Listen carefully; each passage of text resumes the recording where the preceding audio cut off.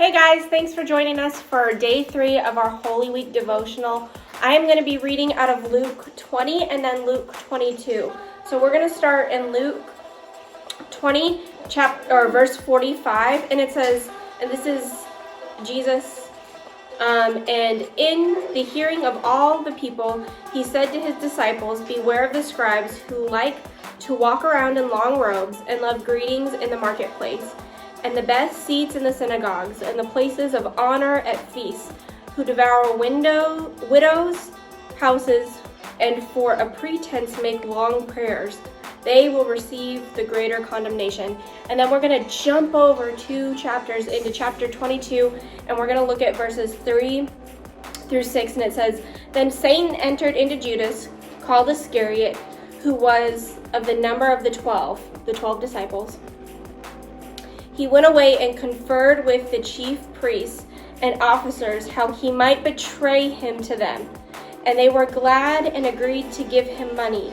So they consented and sought an opportunity to betray him to them in the absence of a coward."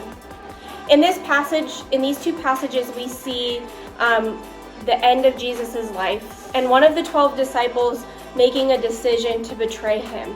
We see in the first passage that Jesus was condemning the Pharisees in the way that they went about things, that their what would appear as reverence to God was really a facade to gain them power, to gain them favor, to gain them those things, and it wasn't really out of a heart of obedience. And then when we look in chapter 22, we see that one of Jesus' disciples, Judas, betrays Jesus and gives them information about Jesus so that he can be arrested.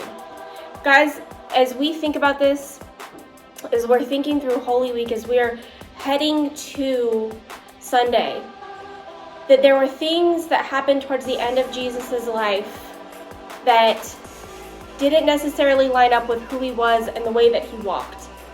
That there were people who had followed him from the beginning, who had seen him. Judas had seen him from the beginning, but yet he still chose to betray Jesus.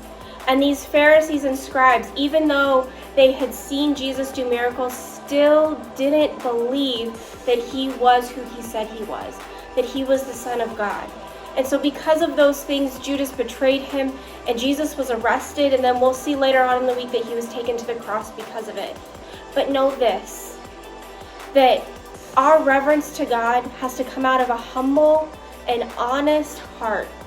It has to come out of a place of really wanting to desire to know God and to love him with who we are.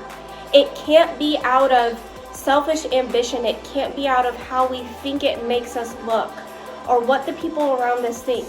But that God knows the difference in our heart, whether we choose to believe him because we want to, or we choose to believe in him and do the things he has asked because we like the way it looks. I want you guys to remember today that as you read through the passage yourself, ask God to speak something fresh to your heart. And also, I would take time, and I'm going to take time today to check the motives of my own heart. That the motives in my heart are pure, that the motives of the things that I do are because I love Jesus and not because I like the way it looks.